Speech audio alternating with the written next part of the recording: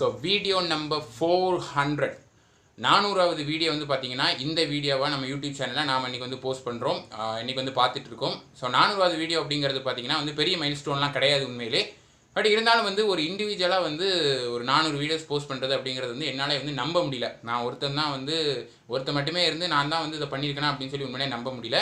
But இருந்தாலும் இதை வந்து சும்மா சொல்லணுங்கிறதுக்காக சும்மா ஒரு இன்ஃபர்மேஷனுக்காக சொல்கிறேன். So just keep going. So new year வந்துடுச்சு. ஸோ அதுலேருந்து பார்த்தீங்கன்னா தொடர்ந்து ஒரு 5 நாள் நம்ம வீடியோஸ் போட்டோம். ஸோ ஸ்டில் வந்து நம்ம வந்து போய்கிட்டே இருக்கோம். ஸோ இதே மாதிரி கண்டிப்பாக தொடர்ந்து வந்து நிறைய வீடியோஸ் கண்டிப்பாக நம்ம பார்ப்போம், போய்கிட்டே இருப்போம் அப்படிங்கிறத சொல்லிக்கலாம்.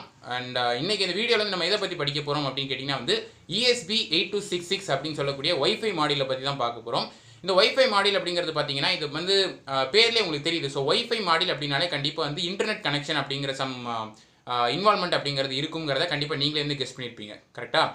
ஸோ இப்போ வந்து பார்த்தீங்க அப்படின்னா இந்த ஒரு ESP 8266 வந்து எங்கே யூஸ் பண்ணுறாங்க, மெயினாக எந்த மாதிரி சிஸ்டமில் யூஸ் பண்ணுறாங்க அப்படின்னா வந்து IoT அப்படிங்கிறது வந்து அதிகமாக வந்து யூஸ் பண்ணிட்டு இருக்காங்க. ஏன் அப்படின்னா IoTங்கிறது எல்லாருக்குமே தெரியும், இன்டர்நெட் ஆஃப் திங்ஸ் அப்படின்னு சொல்லுவாங்க.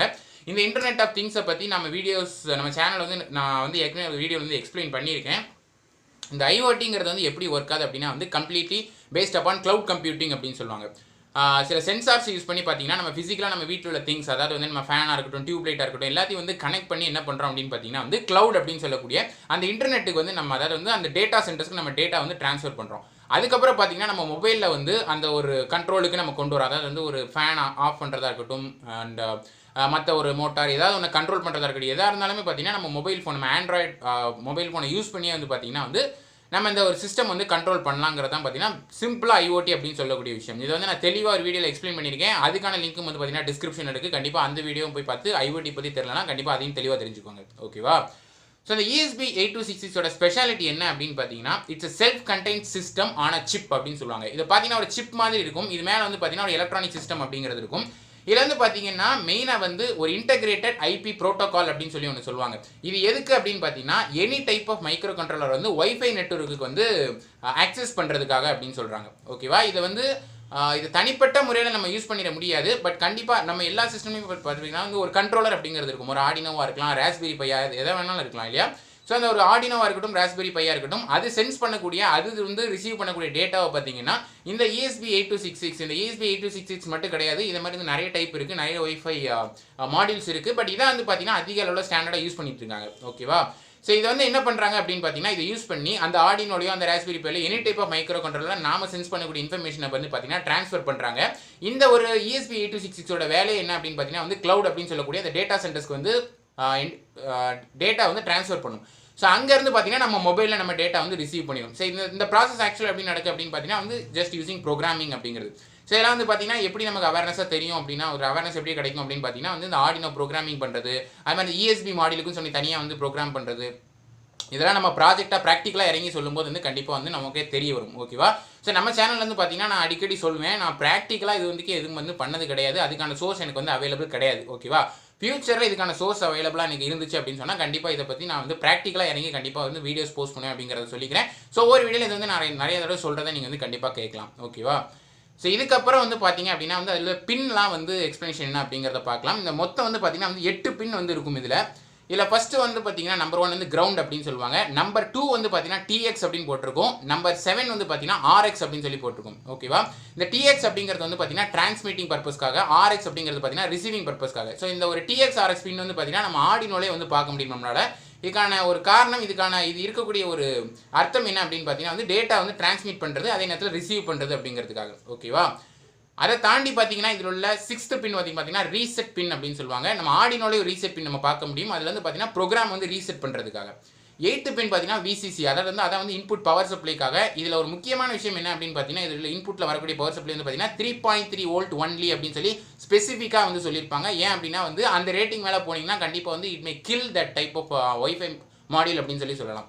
ஸோ மேக்ஸிமம் அலோவபிள் வோல்டேஜ் எவ்வளோ அப்படின்னு பார்த்தீங்கன்னா 3.6 வோல்ட் அப்படின்னு சொல்லுவாங்க. இதை தாண்டி உள்ள பின்ஸ்லாம் என்ன அப்படின்னு பார்த்தீங்கன்னா GPIO அப்படின்னு சொல்லுவாங்க. அது வந்து ஜென்ரல் பர்பஸ் இன்புட் அவுட்புட் அப்படின்னு சொல்லுவாங்க. அண்ட் லாஸ்ட்டாக உள்ளது 4வது பின் என்ன அப்படின்னு பார்த்தீங்கன்னா வந்து CHEN அப்படின்னு சொல்லியிருப்பாங்க, சிப் எனேபிள் அப்படின்னு சொல்கிறது. அது எதுக்கு அப்படின்னு பார்த்தீங்கன்னா வந்து whenever the input power is very low அப்படின்னு சொல்லுவாங்க. லோ கண்டிஷன் இருந்துச்சுன்னா அப்போ வந்து நம்ம வந்து ஒரு எப்படி சொல்கிறது ஒரு பூஸ்ட்டுக்காக வந்து யூஸ் பண்ணுறதா பார்த்தீங்கன்னா வந்து சிப் எனேபிள் அப்படின்னு சொல்லுவாங்க. ஓகேவா? ஸோ இந்த ஒரு இதெல்லாம் என்ன அப்படின்னு பார்த்தீங்கன்னா அதில் வந்து பின் உள்ள எக்ஸ்ப்ளனேஷன். சரி, இப்போ இந்த ESP மாடியூல் வந்து பார்த்தீங்கன்னா ப்ராக்டிக்கலாக என்ன மாதிரி ப்ராஜெக்ட்ஸ்லாம் யூஸ் பண்ணலாம் அப்படிங்கிறது பார்த்தீங்கன்னா, so air monitoring using IoT அப்படிங்கிற IoT ப்ராஜெக்ட்ஸ் எல்லாத்துலேயுமே வந்து பார்த்தீங்கன்னா கண்டிப்பாக ESP மாடியூல் அப்படிங்கிறது யூஸ் பண்ணியிருப்பாங்க. ஓகேவா? வைஃபை மாடியூல் இல்லாமல் நம்ம எந்த ஒரு டேட்டாவுமே வந்து பார்த்தீங்கன்னா வந்து ட்ரான்ஸ்ஃபர் பண்ண முடியாது அந்த ஒரு நெட்வொர்க் அப்படிங்கிறதுக்கு. ஸோ சும்மா ஒரு எக்ஸாம்பிளுக்காக சொல்கிறேன். இந்த ஏர் மானிட்டரிங் சிஸ்டமில் வந்து பார்த்தீங்கன்னா நம்மளை சுற்றி உள்ள ஏரை வந்து மானிட்டர் பண்ணுறது தான் வந்து இந்த ப்ராஜெக்டோட மெயின் பர்பஸே. ஃபார் எக்ஸாம்பிள் பார்த்தீங்கன்னா ஒரு கேஸ் சென்சார் வந்து அதில் யூஸ் பண்ணியிருப்பாங்க, ஆர்டினோ யூஸ் பண்ணியிருப்பாங்க, அது மாதிரி பார்த்தீங்கன்னா வந்து ஒரு வைஃபை மாடியூல் யூஸ் பண்ணியிருப்பாங்க. இந்த நம்ம ப்ரோக்ராம் பண்ணி வச்சிருக்கபடி பார்த்தீங்கன்னா இப்போ இந்த ஏரோட எப்படி சொல்கிறது, இப்போ ஒரு benzene, carbon di oxide, smoke, இந்த மாதிரி டிஃப்ரெண்ட் டைப்ஸ் ஆஃப் கேஸ் வந்து பார்த்தீங்கன்னா இந்த சென்சாரை வந்து சென்ஸ் பண்ண முடியும். ஸோ நார்மல் ஏரை விட மற்ற ஒரு கேஸோட கான்சன்ட்ரேஷன் அதிகமாச்சு அப்படின்னா இந்த ஒரு சென்சார் வந்து சென்ஸ் பண்ணி என்ன பண்ணுது அப்படின்னு பார்த்தீங்கன்னா அதுக்கப்புறம் ஃபர்தராக வந்து பார்த்தீங்கன்னா அந்த டேட்டா எல்லாமே வந்து ட்ரான்ஸ்ஃபர் ஆகும். ஸோ வைஃபை மாடியூலில் பார்த்தீங்கன்னா க்ளவுடுக்கு போகும். க்ளவுட்லேருந்து பார்த்தீங்கன்னா நம்ம மொபைலில் வந்து ஒரு ஆண்ட்ராய்டு ஆப் அதுக்குன்னு சொல்லி இருக்குது. ஸோ அந்த ஆப்பில் வந்து பார்த்தீங்கன்னா நம்ம வந்து சென்ஸ் பண்ணி பார்த்துக்கலாம் அப்படிங்கிறது வந்து ஒரு விஷயம். அடுத்து வேறு எந்த மாதிரி ப்ராஜெக்ட்ஸ் அப்படிங்கிறது ஸ்மார்ட் எனர்ஜி மீட்டர்னு ஒன்று இருக்குது. அதாவது வந்து இந்த ஸ்மார்ட் எனர்ஜி மீட்டர்லாம் பார்த்தீங்கன்னா வந்து மேனுவல் ஒர்க்கே தேவையே கிடையாது. நம்ம IoT எல்லாமே வந்து பார்த்தீங்கன்னா நெட்வொர்க்லேயே கனெக்ட் பண்ணிடலாம். நம்ம ஸ்மார்ட் எனர்ஜி மீட்டர் மேக் பண்ணும்போது என்ன ஆகுது அப்படின்னு பார்த்தீங்கன்னா மேனுவலாக வந்து நம்ம ரீடிங் நோட் பண்ண வேண்டிய அவசியமே கிடையாது. ஜஸ்ட் IoT யூஸ் பண்ணி அதில் உள்ள டேட்டா எல்லாத்தையுமே பார்த்தீங்கன்னா நம்ம க்ளவுடுக்கு ட்ரான்ஸ்ஃபர் பண்ணி நம்ம அப்படியே வந்து எடுத்துக்கலாம். ஸோ தட் வந்து நம்ம ஒரு இடத்துல உட்காந்தே வந்து பார்த்தீங்கன்னா எல்லா டேட்டாவும் வந்து அனலைஸ் பண்ணிக்கலாம் அப்படிங்கிறத வந்து பார்த்தீங்கன்னா அந்த ப்ராஜெக்ட் பேஸ்டாக இருக்கும். ஸோ இந்த 2 ப்ராஜெக்ட் சும்மா எக்ஸாம்பிளுக்கு சொன்னேன், பட் இது மட்டும் கிடையாது. ஆக்சுவலாக ஸோ IoT பேஸ்டான எல்லாமே வந்து பார்த்தீங்கன்னா அந்த மாதிரி ஒரு மாடியூல் வைஃபை மாடியூல் யூஸ் பண்ணி தான் வந்து பண்ணிட்டு இருக்காங்க அப்படிங்கிறத தெரிஞ்சுக்கோங்க. ஓகேவா? ஸோ இதான் என்ன அப்படின்னு பார்த்தீங்கன்னா ஒரு நல்ல ஒரு ரொம்ப காம்ப்ளெக்ஸாக போயிடக்கூடாது, ரொம்ப சிம்பிளாக முடிஞ்சிடக்கூடாதுங்கிறதுக்காக ஒரு எஃபிஷியன்ட்டான ஒரு டாப்பிக்கை எடுத்து பேசலாம் அப்படின்னு நினச்சேன். ஓகேவா? இந்த வீடியோ பிடிச்சா லைக் பண்ணுங்கள், ஷேர் பண்ணுங்கள். உங்களுக்கு கமெண்ட்ஸ், உங்கள் ஐடியாஸ், உங்கள் டவுட்ஸ் எல்லாத்தையும் வந்து கமெண்ட் செக்ஷனில் லீவ் பண்ணிகிட்டே இருங்க.